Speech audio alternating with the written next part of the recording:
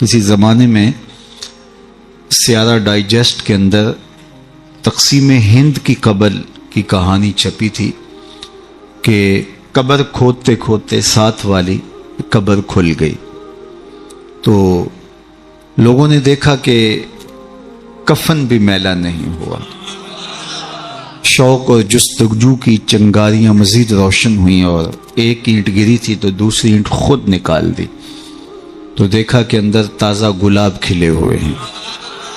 خیر قبر کو بند کیا اور جستجو پیدا ہوئی کہ ہم دیکھیں یہ شخص تھا کون اور اس کی نیکی معلوم کریں تاکہ ہم بھی اس صالحیت کے ماحول میں اپنے آپ کو ڈھال کر کے یہ سعادت پا سکیں۔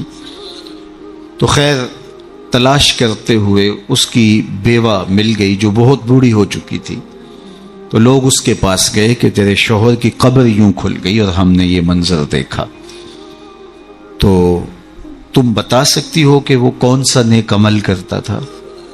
تو اس نے ذہن پہ زور دیا، کہا میرا شوہر ایک سادہ سا شخص تھا اور پڑھا لکھا بھی نہیں تھا، لیکن ہاں مجھے یاد آیا اس کا ایک عمل تھا، جب صبح کے وقت وہ مسجد میں جاتا نماز کے لیے تو لوگ قرآن کھول کے بیٹھ جاتے۔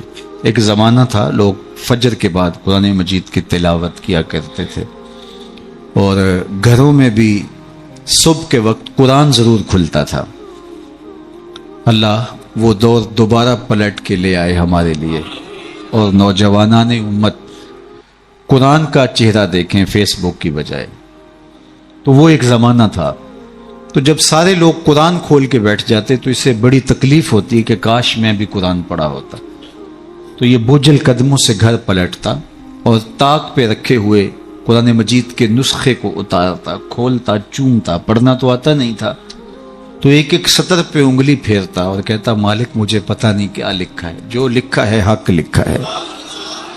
پھر دوسری سطر پہ انگلی رکھتا اور کہتا مالک یہ بھی سچ لکھا ہے۔ پھر تیسری سطر پہ انگلی لے آتا، کہتا مالک یہ بھی سچ لکھا ہے۔ تو اس طرح انگلی پھیرتا چلا جاتا اور یہ کہتا چلا جاتا مالک یہ بھی سچ ہے، یہ بھی سچ ہے، یہ بھی سچ ہے، یہ بھی سچ ہے۔ تو شاید اس کی قبر میں جو چراغاں ہوا ہے، اس کی قبر میں خوشبو پھیلی ہے، گلابوں کا موسم تم نے دیکھا ہے، تو قرآن سے محبت کی اس کے سبب ہوا ہے۔ یار جو قرآن مجید کو پڑھنا بھی نہ جانتا ہو اس کی زیارت کر کے اس اذعان اور یقین کے ساتھ انگلی رکھ کے کہے کہ یہ اللہ کا سچا کلام ہے، تو اس کی قبر میں خوشبوئیں پھیل جاتی ہیں، اور جس نے ساری زندگی قرآن کی خدمت کی ہو اللہ اس کو کتنی رحمتوں سے نوازے گا اور کتنی کرم نوازیاں اللہ اس کا مقسوم کرے گا۔ ابھی حضرت کی عمر کے حوالے سے بات ہو رہی تھی تو مجھے امام ابو نعیم الاصفہانی سے ایک روایت جو انہوں نے حلیہ میں بیان کی کہ جو شخص 70 سال کی عمر میں انتقال کرتا ہے اللہ اس کے بڑھاپے کا حیا کرتے بغیر حساب کے جنت عطا کرتا ہے، اور جو 80 سال کی عمر میں انتقال کرتا ہے اللہ اسے حق شفاعت بھی عطا کرتا ہے، اپنے خاندان کے کتنے لوگوں کی سفارش کر کے انہیں جنت میں لے جائے گا۔ اس لیے ہمارے دین میں بوڑھوں کی عمر کی کثرت کی وجہ سے تکریم کرنے کی تلقین کی گئی ہے، اور ہمارے صوفیہ فرماتے ہیں کہ بڑے کی تعظیم اس لیے کرو کہ اس کی نیکیاں زیادہ ہیں، اور چھوٹے کو اس نظر سے دیکھو کہ اس کے گناہ کم ہیں۔ جب ہم یہ دیکھنا شروع کر دیں گے اور اس طرح سے سوچنا شروع کر دیں گے تو پھر ہمیں کسی شخص میں پاپ اور عیب دکھائی نہیں دیں گے۔ ہمارا مطمع نظر، ہمارا انداز نگاہ یہ ہے کہ ہم دوسروں کی طرف عیب کی نسبت کرتے ہیں اور سمجھتے ہیں کہ ہم دودھ کے دھلے ہوئے ہیں، جبکہ کسی کی طرف انگلی اٹھانے سے قبل یہ سوچنا چاہیے کہ باقی ساری انگلیاں اپنی طرف اٹھ رہی ہیں۔ تو اپنے آپ کو ستھرا بتانے کی بجائے لوگوں کو اس نظر سے دیکھو کہ وہ پاک ہیں، اور اللہ تعالیٰ نے بالخصوص جو میں نے عرض کیا یہ بات ضمناً آ گئی کہ بڑھاپے کا حیا کیا ہے۔ حضرت بایزید بسطامی کی 72 سال کی عمر میں ان کا وصال ہوا، تو جب قبر میں گئے تو بعد میں کسی کو خواب میں ملے تو اس نے کہا کہ سناؤ کیا ماجرا ہوا؟ کہا میرے مالک نے مجھے جب حاضر ہوا تو کہا اے بوڑھے بتا میرے پاس کیا لے کر آیا ہے؟ تو میں نے کہا مالک بادشاہوں کی چوکھٹ پہ جب فقیر آئیں تو شہنشاہ یہ تو نہیں پوچھا کرتے کیا لے کر آئے ہو، فقیروں کو تو یہی پوچھا جاتا ہے کیا لینے آئے ہو، میں تیری رحمت کا سوالی بن کے آیا ہوں۔ اللہ نے بغیر حساب کے میری مغفرت فرما، میری بخشش فرما دی۔ اور جنہوں نے اپنی زندگیاں راہ دین پہ گزاری ہوں، حضرت سیدنا عمر رضی اللہ تعالیٰ عنہ فرماتے ہیں کہ آقا کریم علیہ السلام نے ارشاد فرمایا کہ جس شخص کے مرنے کے بعد 4 لوگوں نے اس کی اچھائی کی گواہی دے دی وہ جنتی ہے۔ 4 لوگوں نے کہا یہ بہت اچھا شخص تھا۔ تو حضرت عمر کہتے ہیں میں نے عرض کی یا رسول اللہ صلی اللہ علیہ وسلم اگر کسی کے پاس 4 گواہ نہ ہوں 3 گواہ ہوں تو آقا کریم نے فرمایا وہ بھی جنتی ہے۔ حضرت عمر فرماتے ہیں کہ میں نے عرض کی یا رسول اللہ صلی اللہ علیہ وسلم اگر کسی کے پاس 3 گواہ بھی نہ ہو 2 گواہ ہوں تو آقا کریم نے اس کے لیے بھی یہی بشارت دی۔ حضرت عمر فرمایا کرتے تھے ایک کے بارے میں نے پوچھا نہیں حضور نے بتایا نہیں، تو جس کو 2 گواہ بھی مل گئے اچھائی کے کہ وہ صالح تھا وہ نیک تھا تو اس کے لیے جنت کے در کو شادر ہیں، اور جس کی نیکی کی، جس کے تقوی کی، جس کی خدمت قرآن کی زمانہ گواہی دے تو بتاؤ اللہ کتنی ناز برداریاں کرے گا۔ جانا تو سب نہیں ہے، یہاں کسی نے بیٹھ نہیں رہنا، 100 سال بھی جئیں گے تو یہاں سے رخصت ہونا پڑے گا۔ کج کلاہوں نے بھی شہنشاہوں نے بھی یہاں سے رخصت ہونا ہے، جن کا طوطی بولتا ہے، جن کے نقارے بجتے ہیں وہ بھی یہاں نہیں بیٹھ رہیں گے۔ موت ہے ہنگامہ آرا کلزم خاموش میں، ڈوب جاتے ہیں سفینے موج کی آغوش میں۔ یہاں بڑے بڑے پہلوان، بڑے بڑے کج کلا اور شہنشاہ باقی نہ رہے۔ کسی نے دیکھا مقدونیہ میں ایک بوڑھی عورت ایک قبر پہ بیٹھی ہے تو کہا کہ یہاں کیا کر رہی ہو؟ کہا یہاں میرا بیٹا سکندر دفن ہے۔ اس نے کہا کہ بڑھیا یہاں کئی سکندر آئے اور چلے گئے، تو یہ دنیا یہاں کسی نے نہیں بیٹھ رہنا، سب نے چلے جانا ہے، لیکن جانے کے انداز بھی نرالے ہوتے ہیں۔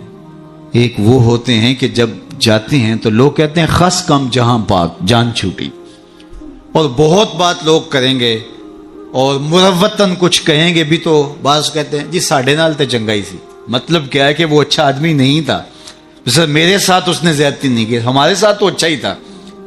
تو وہ کیسا شخص ہے کہ جس کے بارے میں اچھائی کے لفظ بولنے کے لیے بھی لفظوں کو تراشنا پڑے کہ لوگ کہیں کہ یہ غلط بیانی کر رہا ہے، اور وہ کتنا خوش نصیب ہے کہ جس کی تعریف کرتے ہوئے بے جھجک لفظ بولنے سے جو ہے وہ انسان شرمندگی محسوس نہ کرے کہ اس کی زندگی اس طہارت میں، اس پاکیزگی میں، اس عفت میں بسر ہوئی کہ اس نے ساری زندگی راہ خدا میں زندگی گزار دی۔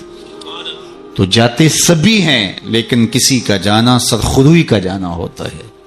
موت کسی کے لیے بھیانک خواب ہوتا ہے اور کسی کے لیے یہ خوشگوار اور خوبصورت انداز ہوتا ہے، وصل حبیب کا ذریعہ ہوتا ہے۔ حضرت بلال حبشی رضی اللہ تعالی عنہ کا جب وقت آخر آتا ہے تو آپ کی زوجہ آپ کے سرہانے بیٹھی تھی، جو ہی سانس ٹوٹنے لگی تو اس نے کہا واہ حسرتا ہو، ہائے افسوس میرا شوہر مجھ سے جدا ہو رہا ہے۔ تو حضرت بلال حبشی نے پلٹ کے دیکھا اور اپنی زوجہ سے کہا یہ تم کیا بول رہی ہو؟ کہا ہاں آپ مجھ سے جدا ہو رہے ہیں۔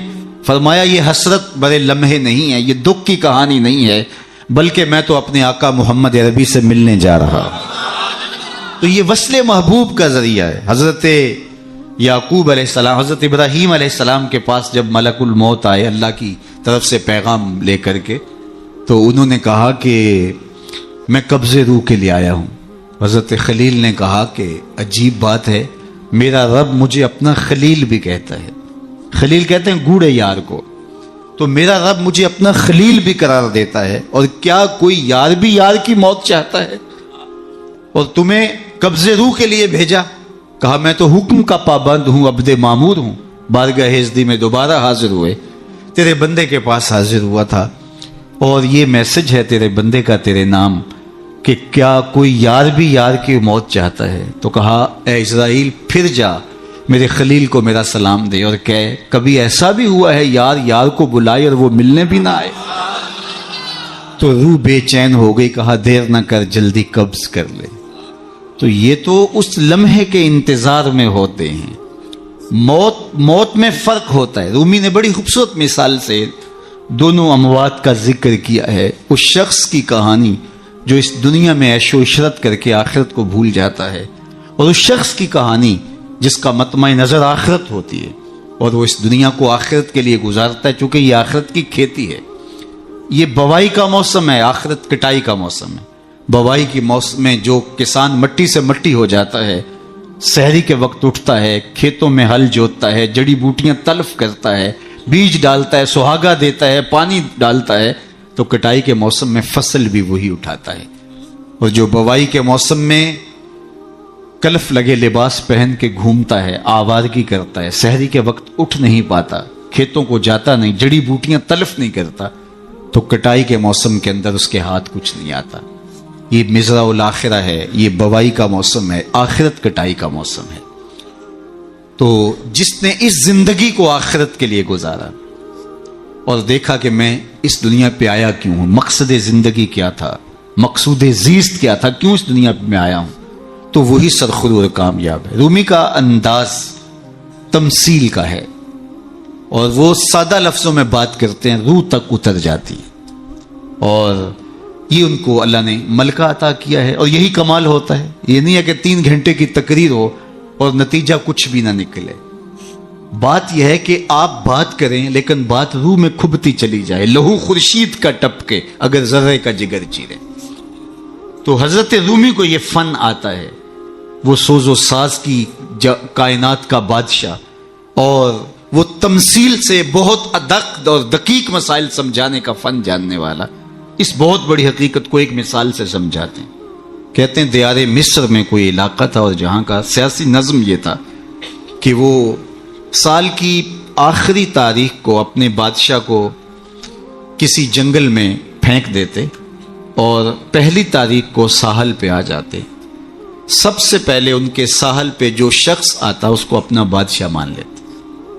کہیں جمہوری طریقہ ہوتا ہے، کہیں صدارتی نظم ہوتا ہے، ان کا نظام یہ تھا، رکھا تھا.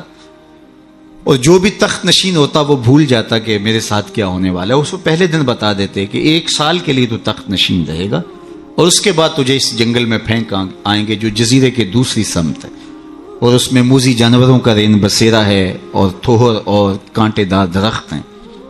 لیکن وہ بھول جاتا وہ تخت کی لذتیں اور اس کا سرور اور اس کا نشہ ہی ایسا ہوتا، اسے یاد ہی نہ رہتا کہ سال کے بعد میرے ساتھ کیا ہونے والا ہے. اور جو ہی سال کی آخری تاریخ ہوتی زنجیروں میں جکڑ کے ادھر پھینکتے پھر روتا ہے مجھے تم کہاں لے جا رہے ہو. ایک مرتبہ وہ اپنا پرانا بادشاہ پھینک کر کے نیا بادشاہ لینے ساحل پہ آئے تو جو شخص سب سے پہلے ساحل پہ اترا وہ تاجر شخص تھا. اس کے گلے میں پھولوں کے ہار ڈالے، گارڈ آف آنر پیش کیا. اس نے کہا یہ کیا ہے میرے لیے؟ کہا کہ یہ ہمارا دستور ہے، ہم سال کی پہلی تاریخ کو یہاں سے حکمران لیتے ہیں اور آخری تاریخ کو دوسری جانب پھینک آتے ہیں. اس نے کہا اتنا بھیانک انجام ہے تو میں تمہارا بادشاہ بننے کے لیے تیار نہیں.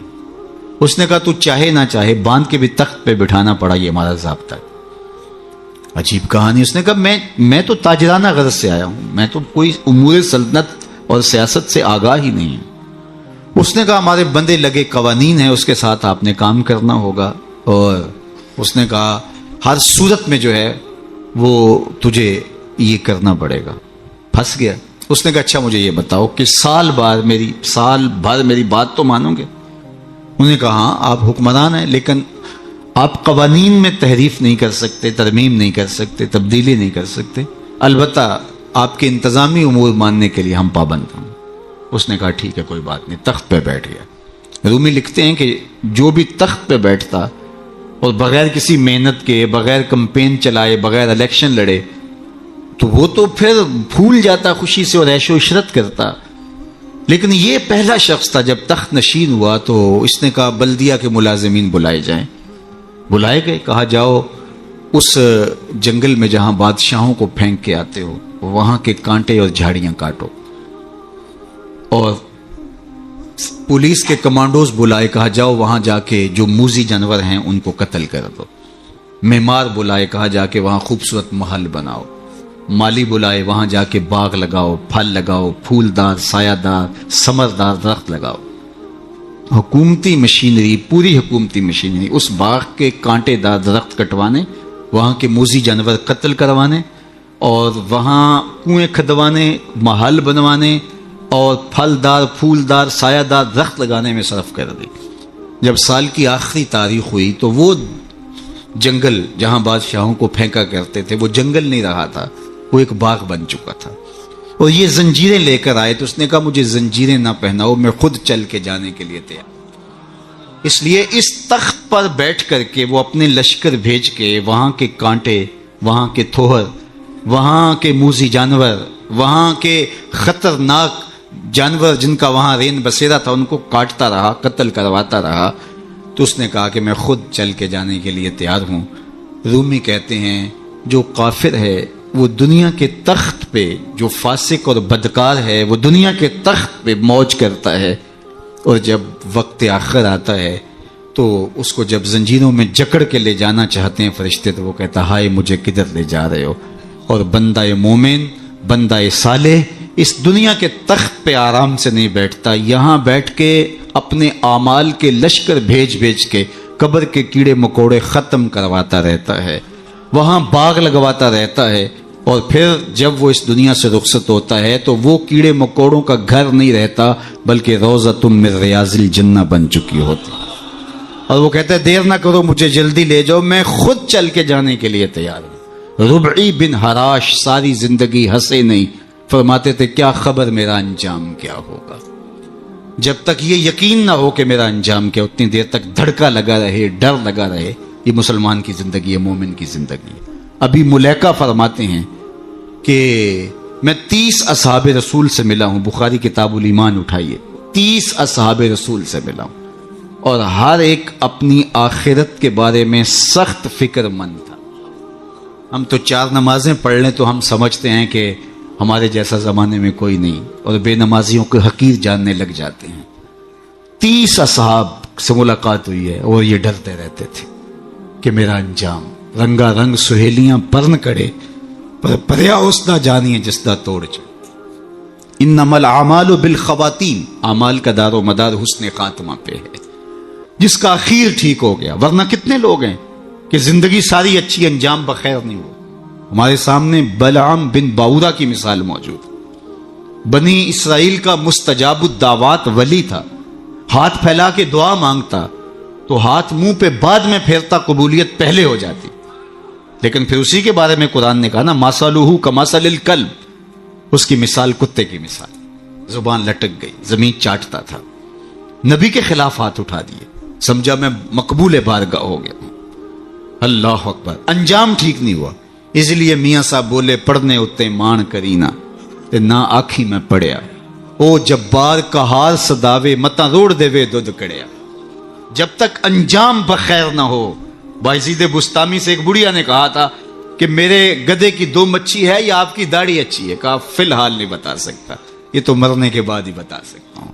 تو جب تک انجام بخیر نہ ہو اللہ سے دعا مانگے کہ اللہ خاتمہ ایمان پہ کرے۔ ساری زندگی دین کی راہوں کے مسافر رہیں، اور جب سانس ٹوٹ رہی ہو محمد عربی کا کلمہ زبان پہ جاری، آخری قول کلمہ طیبہ کا ہو ہمارے لبوں کے اوپر۔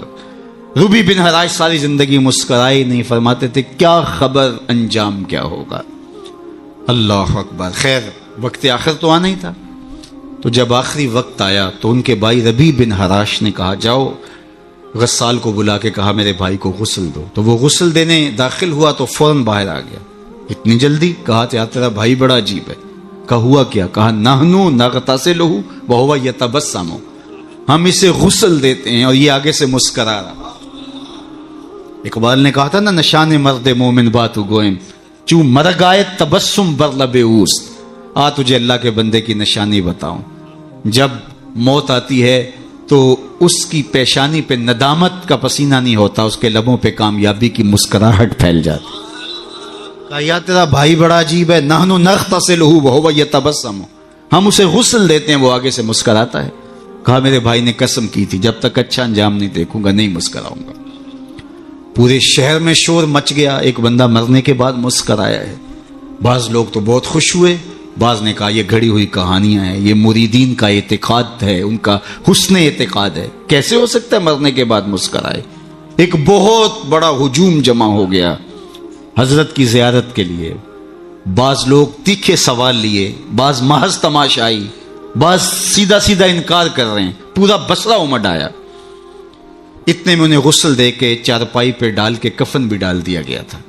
جب لوگ گھر میں داخل ہوئے تو قبل اس سے کہ وہ سوال کرتے، امام ابو نعیم نے حلیہ میں لکھا، قاضی ایاز مالکی اندلسی نے الشفاء کے اندر لکھا، اور اس کو امام سہیلی نے روض الانف میں لکھا، اور بھی بہت سارے لوگوں نے لکھا. جب لوگ داخل ہوئے اور تیکھے تیکھے سوال تھے کہ یہ پوچھیں گے، یہ بات کریں گے، کیسے مسکرائے، سچ ہے، غلط ہے، جھوٹ ہے، اور یہ چارپائی پہ ڈالے جا چکے تھے، کفن اڑا دیا گیا تھا. جب لوگ داخل ہوئے تو انہوں نے کفن ہٹایا، ہاتھ باہر نکالا اور لوگوں سے مخاطبت کرتے ہوئے کہا السلام علیکم. لوگ حیرت میں ڈوب گئے، وعلیکم السلام اتتکلم بعد الموت، عجیب بات ہے، مرنے کے بعد باتیں کر رہے ہو؟ قال نعم اتکلم بعد الموت، ہاں ہاں مرنے کے بعد باتیں کر رہا ہوں. عرش فرش تے بانگا ملیاں تے مکے پہ گیا شور، بلے شاہ سا مرنا نہیں تے گور پیا کوئی ہور، فَلَنُحْيِيَنَّهُ حَيَاتًا طیبہ. اور اقبال کہتا ہے فطرت ہستی شہید آرزو رہتی نہ ہو، خوب تر پیکر کی اس کو جستجو رہتی نہ ہو، موت کو سمجھا ہے غافل اختتام زندگی، یہ ہے شام زندگی صبح دوام زندگی. فَلَنُحْيِيَنَّهُ حَيَاتًا طیبہ کا روپ ظاہر ہوا. ہاں ہاں مرنے کے بعد باتیں کر رہا ہوں. لوگوں نے کہا بتاتے رب نے تیرے ساتھ سلوک کیا کیا. تو ربی بن ہرا جو فوت ہو گئے وہ بول کے کہہ رہے استقبلنی ربی غیر غضبان واستقبلنی بروح و ریحان. اس کے قدرت والے چہرے پہ کوئی غصہ نہیں تھا، اس نے روح و ریحان کے پھول میرے گلے میں ڈالے. لوگوں نے باتیں پوچھنا شروع کر دی. شکر ہے کوئی مرنے والا بول پڑا، کوئی ادھر کی بات کر رہا ہے، ادھر کی بات پوچھ رہا ہے. جب سلسلہ کلام طول پکڑنے لگا تو ربی بن ہراش لکھتے ہیں، ربی بن ہراش کہتے ہیں کہ اجلوا بی ولا تؤخروا بی لان ابا القاسم ينتظر علی الصلاۃ، دیر نہ کرو مجھے جلدی قبرستان میں لے جاؤ، تم مجھے باتوں میں لگا رہے ہو، امام الانبیاء میرے جنازے کا انتظار کر. اگر اپنی زندگی اس کی رضا کے مطابق گزارے گا تو تمہارا وہاں انتظار ہوگا. مرنے کا فرق ہے، ہر کوئی مرتا ہے، لیکن یہ مرنا جو یاد الہی میں اپنے آپ کو ڈبو دے، اور مرنے سے قبل جو مر جائے، موتو قبل ان تموتو، صوفیہ تو یہی کہتے ہیں نا کہ مرنے سے قبل مر جاؤ. تو جب مرنے سے ہی قبل مر جائے تو الجبرے کا قاعدہ ہے نا کہ نفی جب نفی سے ضرب کھاتی ہے تو جمع کی صورت میں جواب آتا ہے. تو جو پہلے ہی مرا ہوا تھا، اپنے آپ کو، اپنے نفس کو اس نے مار دیا، اپنی خواہشات کو ترک کر دیا، تو وہ موتو قبل ان تموتو کے زمرے میں تھا. تو پھر موت کو موت آئی تو نفی سے ٹکرائی تو حیات بن گئی. تو یہ حیات طیبہ کی صورت بن کے سامنے آئی اور ابھری. اس لیے اللہ والے قبروں میں جا کر بھی جو ہے وہ ایک حیات طیبہ اور ایک زندگی، پاکیزہ زندگی کا نور پاتے ہیں. اور اللہ تعالیٰ ان کے ذریعے سے لوگوں کی فیض رسانی کا سامان کرتا ہے. ورنہ دنیا کے اوپر آئے، آ کے چلے گئے، آج ان کا نام و نشان بھی نہیں ہے. جن کے طوطی بولتے تھے، نقارے بجتے تھے، آل ساسان 3150 سال ایران پہ حکومت کرتے رہے. آج آل ساسان کا دنیا نام بھی نہیں جانتی. مشتاق نے کہا تھا مٹ گیا مشتاق دل سے رنگے یاد رفتگاں، پھول مہنگے ہو گئے قبریں پرانی ہو گئی. قبروں کے نشان بھی یاد نہیں ہوتے. پوتے کو لے کر کے دادا جاتا ہے، تمہارے پردادا کی یہاں کر کے کہیں قبر ہوتی تھی، اور قبر بارش کے آثار مٹا چکے ہوتے ہیں، وہ ڈھونڈتا پھرتا ہے قبر کہاں تھی، نشان بھی باقی نہیں رہتے. لیکن جنہوں نے اپنی زندگیاں اللہ کے نام پہ گزاری ہوتی ہیں، دیکھیے ہزار سال بیت گئے، آج بھی ان کی قبر پہ چراغاں ہو رہا ہے. کیسی رونقیں اور کیسی تازگیاں اور کیسی فرحتیں. آپ لاہور جاتے ہیں نا تو راوی کے اس پار جہانگیر کا مقبرہ ہے، وہاں دن کو جائیں یا شام کو آپ کو حسرتیں برستی دکھائی دیں. اب ایک پارک بن گیا جس کے دم سے تھوڑی سی رونق ہے، لیکن احاطہ مزار پہ اگر آپ جائیں تو وہاں آپ کو قرآن پڑھنے والے لوگ موجود نہیں ملیں گے، تاش کھیلنے والی ٹولیاں بیٹھی نظر آئیں گی. وہاں آپ کو تازہ گلاب نہیں ملیں گے، وہاں آپ کو جانوروں کی بینٹیں پڑی ہوئی نظر آئیں.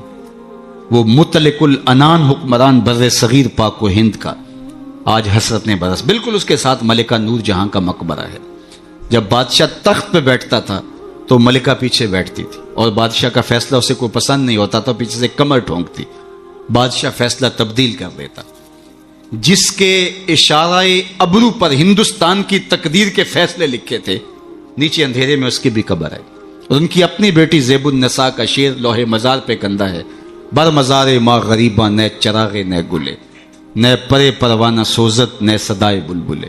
ہم غریبوں کی قبر پہ نہ کوئی چراغ جلانے آئے گا نہ کوئی پھول ڈالنے. آج غریب بنے ہیں. جو بر صغیر کی پوری راجدھانی کے مالک تھے آج غریب بنے.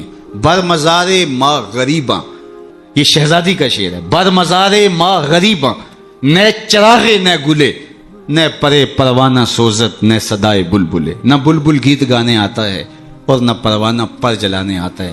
یہ میں بادشاہوں کی کہانی سنا رہا ہوں. یہ راوی کے اس پار کی کہانی ہے. اب راوی کا پل پار کر جائیں.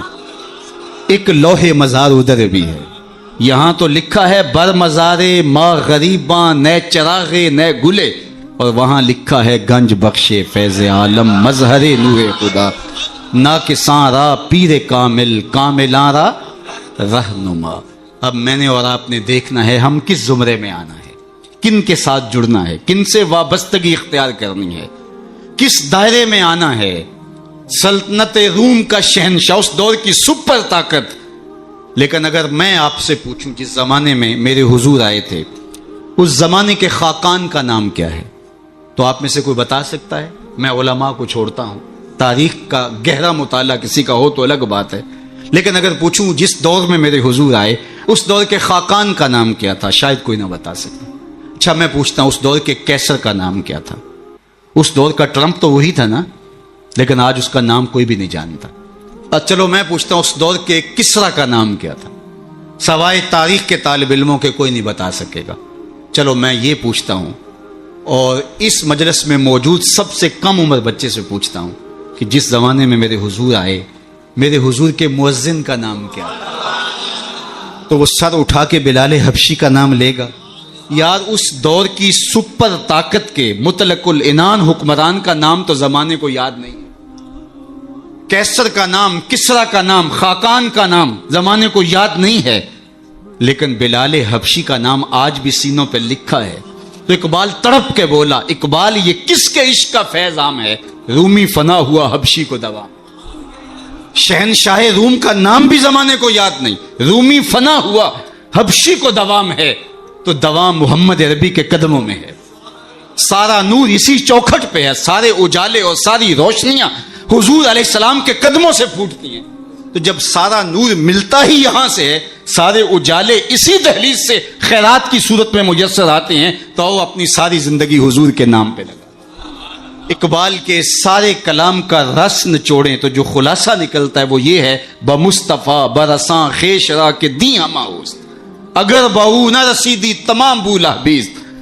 اگر اپنے آپ کو کھینچ کے تو حضور کے قدموں تک لے گیا تو زندگی کا سارا جمال تجھے نصیب ہے, اور اگر تو حضور کے قدموں تک نہیں پہنچ سکا تو کلمہ پڑھ کے بھی ابو لہب کا ابو لہب ہی رہے گا. آئیے میں اور آپ اپنے آپ کو کھینچ کے حضور کی چوکھٹ پہ لے آئیں, حضور کی دہلیز پہ لے آئیں. ہمارے یہ سادات, یہ علماء, یہ پیران عظام, یہ بزرگان دین اسی پیغام کو لے کر کے میدان عمل میں موجود ہیں. اپنی زندگیاں انہوں نے اسی لیے وقف کی ہیں کہ لوگوں کو حضور سے جوڑا جائے, حضور سے وابستگی, آقا کریم سے دل بستگی, حضور سے تعلق خاطر قلبی ربط پیدا ہو جائے. اور یہ جتنا مضبوط ہوگا زندگی اس قدر ہی جمال پرور ہوتی چلی جائے گی.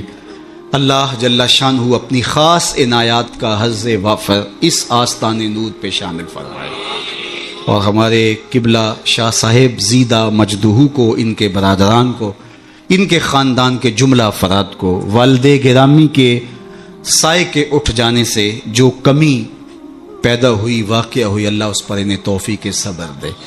ویسے تو والدین کی روحانیت ہمیشہ اولاد کے سر پہ رہتی ہے, اور ان کی برکتیں ہمیشہ اولاد کو نصیب ہوتی ہیں, اور اولاد اگر صالح ہو تو ماں باپ کو ان کی برکتیں جو ہے وہ نصیب ہوتی ہیں.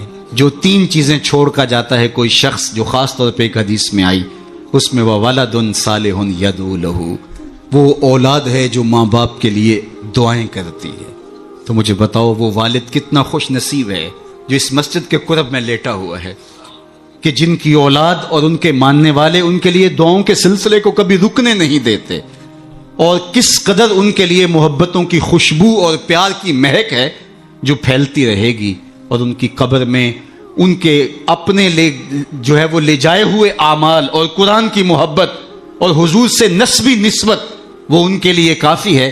لیکن یہ اولاد کی طرف سے تحفہ روزانہ پھولوں کی شکل میں، گجروں کی صورت میں اور دعاؤں کی شکل میں جو ان کو پہنچتا رہے گا تو وہ کتنے آسودہ ہوں گے، کتنے خوش ہوں گے، اور برزخ کے جہان کے اندر جو ہے وہ اپنے دوسرے لوگوں کو کس طرح فخر سے کہہ رہے ہوں گے کہ یہ آج تحفہ میری اولاد نے مجھے بھیجا، یہ صبح کو بھی بھیجا تھا، دوپہر کو بھی بھیجا ہے، شام کو بھی بھیجیں گے، اور وہ وہاں بانٹتے رہیں گے اور نور و نکھت پھیلاتے رہیں گے۔